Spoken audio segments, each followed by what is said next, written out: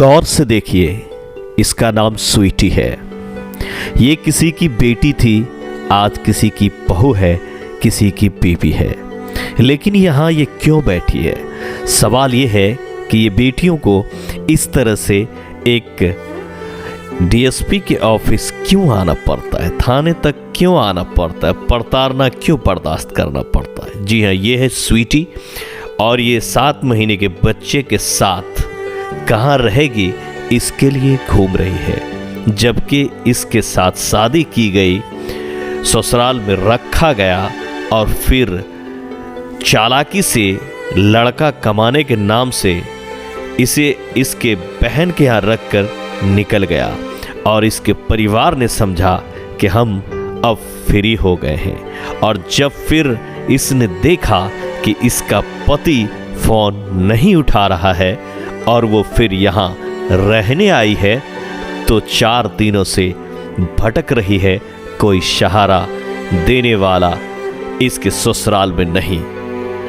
खैर कहिए, उन गांव वालों का शुक्र मनाइए कि कुछ गांव के महिला और पुरुष ने इस बात को दिल पे लिया है और रहने को जगह दिया है। 24 घंटे थाने पे भी ये कह रही है अपने मुख से कि मैं रही, और उसके बाद जब मैंने बड़ाओं से ये बात सुनाया तो उन्होंने भी कहा कि तुम्हारे पास कोई सबूत नहीं है, तुम यहाँ से चली जाओ। आज मजबूर होके ये पहुंची है एसडीपीओ झंझारपुर के ऑफिस में। हालांकि अभी एसडीपीओ नहीं है, ये फिलहाल एक अपनी दुख भरी दास्तान को लिख कर लाई हैं और यहाँ गुहार लगाने इंसाफ के लिए आए। हेलो नमस्कार, मैं हूं सोहेल अख्तर, आप देख रहे हैं जनजन न्यूज़। जनजन न्यूज़ में आप सभी का बहुत बहुत स्वागत है। अगर अभी तक आपने इसे सब्सक्राइब नहीं किया तो सब्सक्राइब कर लीजिए। आइए मैं बताता हूं कि मामला क्या है। ये स्वीटी है, ये दिल्ली में रहती थी, नालंदा जिला के रहने वाली है और दिल्ली में अपने माँ बाप के साथ रहती थी। वहीं पर इसकी मुलाकात हुई मधुबनी जिला के रुद्रपुर थाना क्षेत्र के रखवारी गांव निवासी महादेव राउत के पुत्र नरेश राउत से। वो भी इसके रूम के बगल में ही रहा करता था। दोनों में प्रेम हुआ और दोनों भागकर बता रही है स्वीटी कि हिमाचल गए और वहां पर दोनों ने शादी रचाई। हम लोग दिल्ली में मिले थे, दिल्ली में एक ही बिल्डिंग में, छियासी की तरफ रहती थी। एक ही बिल्डिंग में, मतलब दोनों रहते थे साथ में, मतलब वो अलग रूम था, मेरा अलग रूम था। वही दोनों मिले थे? नहीं, वहाँ से भाग के चल गया हिमाचल में ही शादी की थी। हिमाचल में कहाँ पे शादी की? कोर्ट में, मंदिर में, कहाँ पे? नहीं, मतलब शादी की थी मंदिर में ही।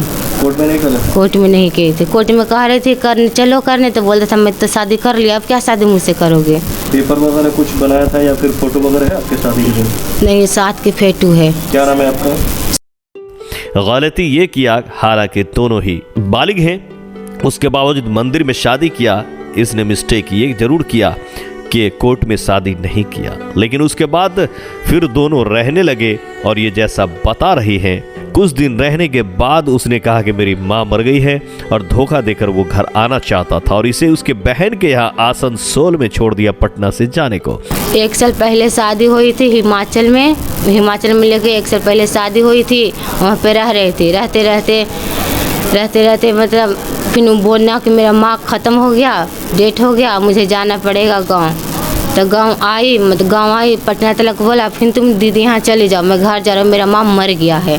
तो मैं फिर दीदी यहाँ भेज दिया, तुम जाओ इतने दिन 20 दिन रहना, फिर इतने दिन में तुमको फिर आऊँगा लेने के लिए। फिर मैं चली गई दीदी के पास, फिर अपना घर आया। तब मैं पूछी उसे, तुम्हारा माँ मर गया? तो बोला नहीं, माँ नहीं मारा है, जिंदा ही है।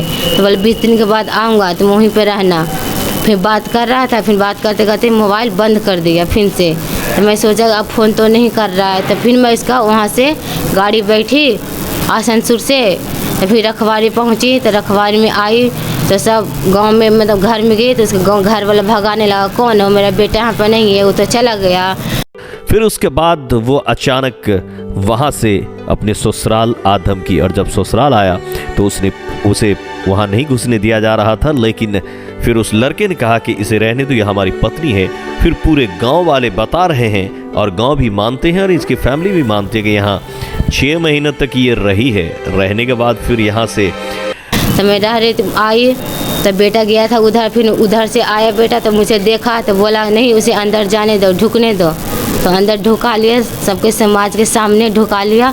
फिर रह रही थी, झगड़े बगड़े होते थे बहुत, फिर मारने लगा, पीटने लगा, सास भी मारती थी। कितने दिनों से यहाँ रह रहे थे? 6 महीने से। 6 महीने से यहीं रह रहे हो? हाँ, अभी 3 महीने से चली गई थी वहाँ दीदी के यहाँ। 3 महीने चले हाँ, लॉकडाउन से पहले यहीं पर रह रहे थे, फिर दीदी के यहाँ चली गई थी। तो वो भी रह रहा था आपके साथ? हाँ, वो भी रह रहा था। बच्चे भी आपके? हाँ, बच्चे हैं पेट में। पेट में कितने महीने के? 7 महीने के। 7 महीने का बच्चा। 7 महीने। क्या नाम है आपका? मेरा नाम श्रवण कुमार हुआ, घर कहाँ होगा? रखवाड़ी बरेटोल। आप लोग इस मामले को कितना जानते हैं? ये तो इससे पहले दिल्ली से जो आई थी तो बस अकेले आई थी, और इसके बाद में पता चला कि प्रेम प्रसंग से उसकी शादी किया गया है, और बाद में 6 महीना यहाँ पर भी रही। कुछ लोगों ने देखा था, रह रहा था ना? हाँ, बिल्कुल मेरे घर नज़दीक में ही पड़ता है, और मैंने कुछ सुना भी, मारपीट होता भी था। तो ये चलिए पारिवारिक मामला है, वो सॉल्व हो जाता था। 6 महीने रहा यहाँ पर, कुछ दिन के बाद में लड़का चला गया, और ये साथी ये भी चला गया। फिर आई है तो अभी रखने के लिए एक्सेप्ट नहीं हो रहा है। आप लोग देख रहे हैं प्रताड़ित किया जा रहा है? हाँ, बिल्कुल है, ये समस्त ग्रामीण जानता है इस बात को। चालाकी से कमाई के नाम से यहाँ से निकल गया है नरेश राउत, और वो चला गया बाहर। कुछ दिनों तक बात भी किया और इसके बहन के पास आसनसोल में छोड़ दिया था, जहाँ पर जब 6 महीने की बच्चा इसके पेट में बड़ा हो रहा है, पल रहा है, ये 2 जान हो गई। किसी और के यहाँ रहना इसे गवारा नहीं हुआ। जब अपने ससुराल को लौट कर आई तो अब इसे 3 दिनों से खाक छाननी पड़ रही है, और रखने इसके घर वाले रखने को तैयार नहीं है। ये तो गांव वाले को मानिए कि कुछ गांव के महिला और पुरुष ने मिलकर इसे स्थान दे रखा है और चाह रहे कि इसे इंसाफ मिले।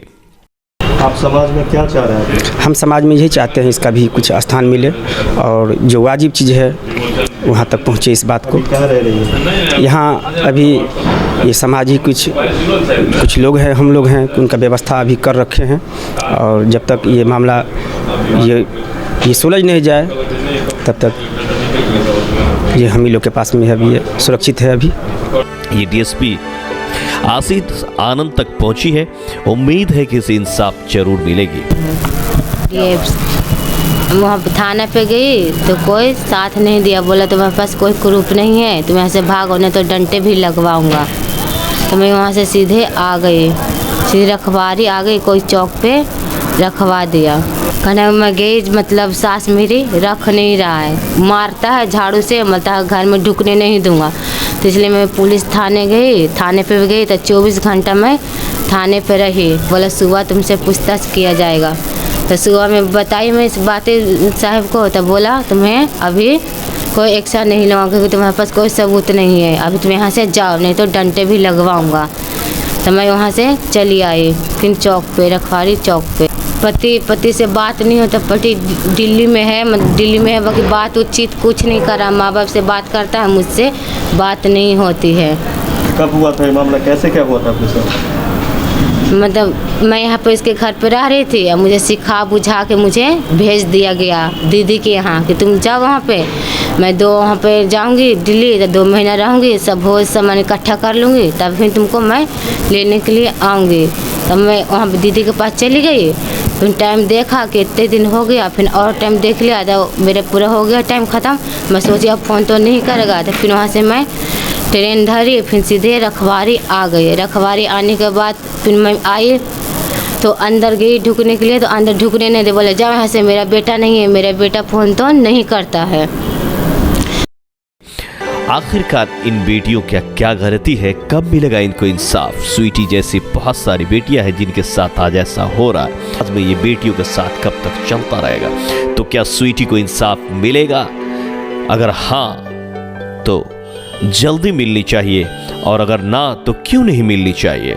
हालांकि ऐसा लग रहा है कि इसे इंसाफ जरूर मिलेगी, और जिस ससुराल में 6 महीना रह के गए थे वहाँ अपनी ज़िंदगी जरूर बिताएंगे।